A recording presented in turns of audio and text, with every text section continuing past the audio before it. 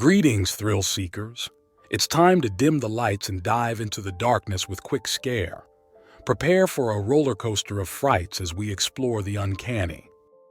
Once upon a time, in a small village surrounded by dense, ominous woods, there lived a girl named Rosalind. She wasn't your typical Red Riding Hood. She was an ordinary girl with an extraordinary curiosity that often led her to the outskirts of the village. The villagers warned their children about the dangers lurking beyond the tree line, tales of wolves and other creatures that haunted the shadows. But Rosalind, much like any young person, felt an irresistible pull towards the unknown. One chilly autumn afternoon, with the sky painted in hues of orange and red, Rosalind's mother called her into the kitchen. "Rosalind, my dear, your grandmother is feeling unwell. Take her this basket of bread, some fresh fruits, and her favorite jar of honey. Make sure to stay on the path and come straight back home. The woods are no place for a young girl." With the woven basket in hand, Rosalind set out on the familiar path, lined with towering trees whose branches seemed to intertwine, creating a natural canopy that blocked out the sunlight. The rustling of leaves beneath her feet was the only sound that accompanied her. It was both eerie and calming, a paradox that sent shivers down her spine.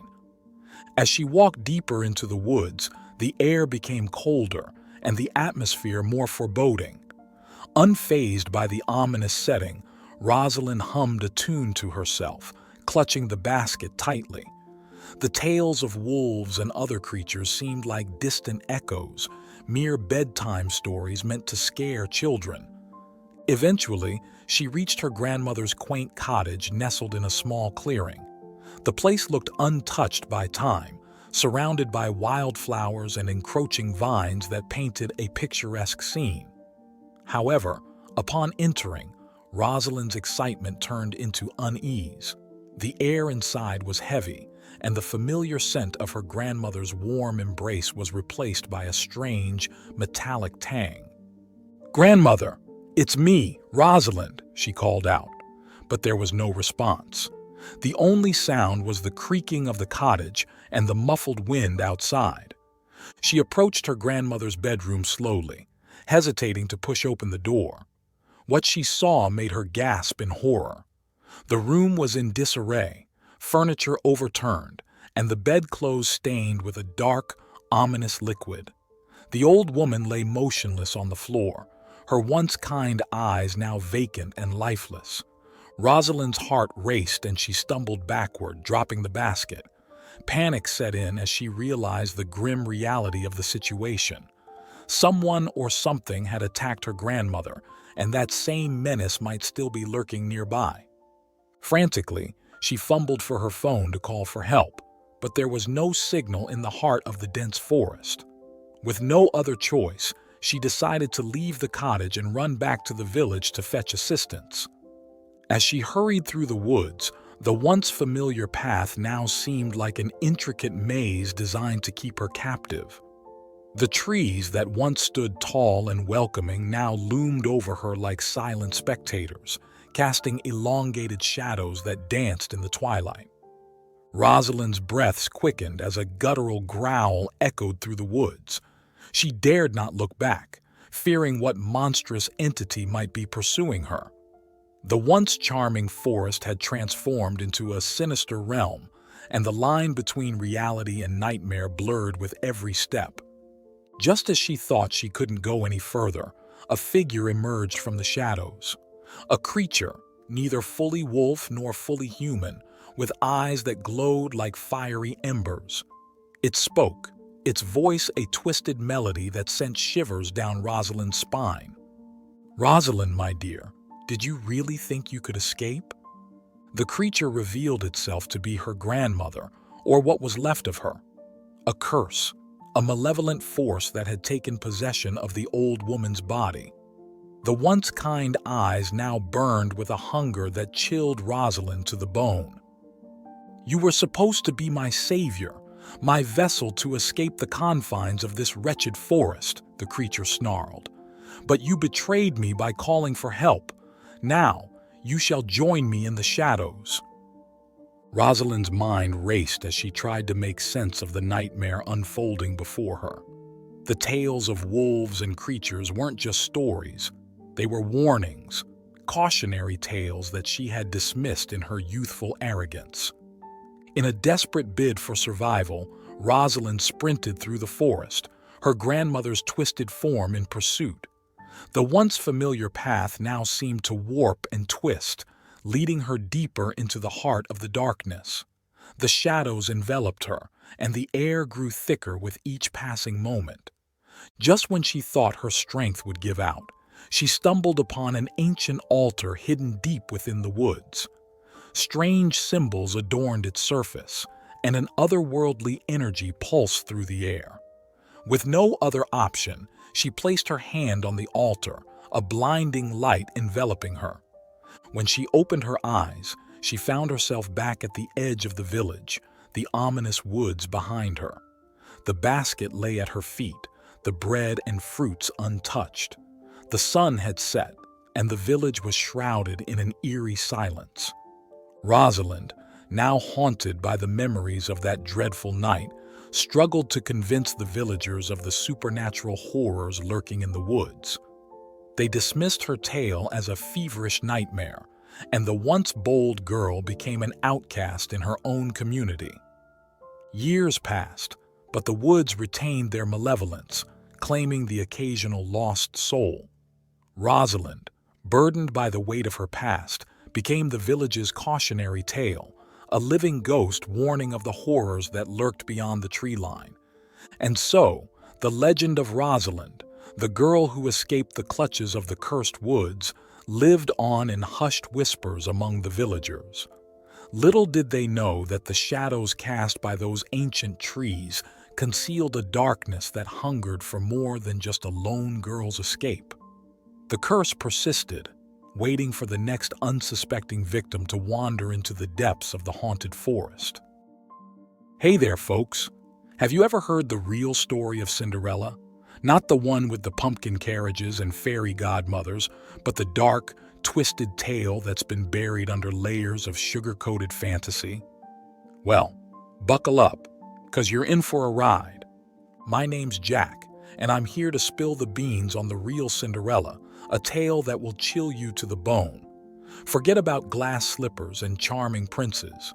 This is a story about the darkness that can lurk behind a facade of beauty. Our Cinderella wasn't some poor girl scrubbing floors for a wicked stepmother. No, she was born into wealth and privilege, a real high society type.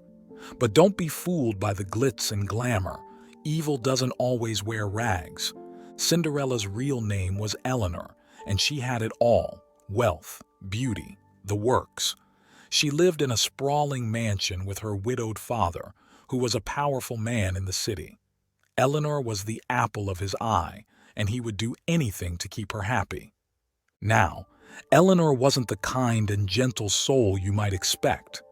Behind closed doors, she was a cunning and manipulative woman who reveled in the misery of others. Her father, blinded by love, never saw the monster she was becoming.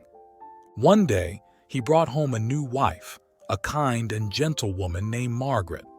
Eleanor's stepmother was everything Eleanor wasn't: compassionate, caring, and loved by the servants. Eleanor couldn't stand the attention her stepmother received and hatched a plan to get rid of her. Late one night, Eleanor poisoned her stepmother, framing the death as a tragic accident. With Margaret out of the picture, Eleanor had her father all to herself. But power and wealth can't fill the void of a twisted soul, and Eleanor craved more. Enter the fairy godmother, a mysterious figure who approached Eleanor with an offer she couldn't refuse. In exchange for her soul, the fairy godmother promised Eleanor untold power and beauty that would make her the envy of all. Eleanor, hungry for more, agreed without hesitation. The transformation was swift and horrifying. Eleanor's beauty became otherworldly, but at a terrible cost. Her once warm and lively eyes turned cold and empty, and her every step left a trail of ashes. The mansion that was once filled with warmth and laughter became a cold and desolate place. Eleanor reveled in her newfound powers, terrorizing the city with her malevolence. The servants, once loyal, now cowered in fear. But the fairy godmother had one final demand. Eleanor must find true love within a year, or her soul would be forfeit. Enter Prince Charming, a charismatic and kind-hearted man who saw through Eleanor's exterior. He recognized the darkness within her, but believed that love could conquer all. Eleanor, desperate to save her soul, played the part of the reformed woman, luring the prince into her web of deceit. As the year drew to a close, it seemed like Eleanor had won. The prince proposed, and a lavish wedding was planned. But in the final moments of the ceremony, the unexpected twist unfolded. As the priest asked for objections, a figure emerged from the shadows. Margaret, Eleanor's supposedly dead stepmother. It turned out she had survived the poisoning but had been in hiding, waiting for the right moment to reveal the truth. She exposed Eleanor's crimes, and the once beautiful woman was consumed by a swirling vortex of darkness. The fairy godmother appeared, furious that Eleanor had failed to find true love. In a chilling voice, she declared that Eleanor's soul was now hers to torment for all eternity. The beautiful facade shattered, and Eleanor's true form was revealed, a monstrous creature of ash and despair. The mansion crumbled into ruins as the darkness swallowed Eleanor whole. The prince, heartbroken and betrayed, was left to pick up the pieces of his shattered dreams. And so, the real Cinderella story ends not with a happily ever after, but with a warning. Beauty can be a mask for darkness, and sometimes the most terrifying monsters are the ones that wear a human face. So, my friends, next time you hear the tale of Cinderella, remember the ashes of despair that lurk beneath the surface. The real monsters might not be under your bed or in your closet. They could be right beside you, wearing a mask of beauty and deceit. Sweet dreams, and may you never cross paths with a Cinderella like Eleanor. That's a wrap on today's quick scare, where nightmares come to life. If you enjoyed the thrill, make sure to like, comment your reactions, and subscribe to keep the scares coming. See you in the next story, and remember, the dark is never truly empty.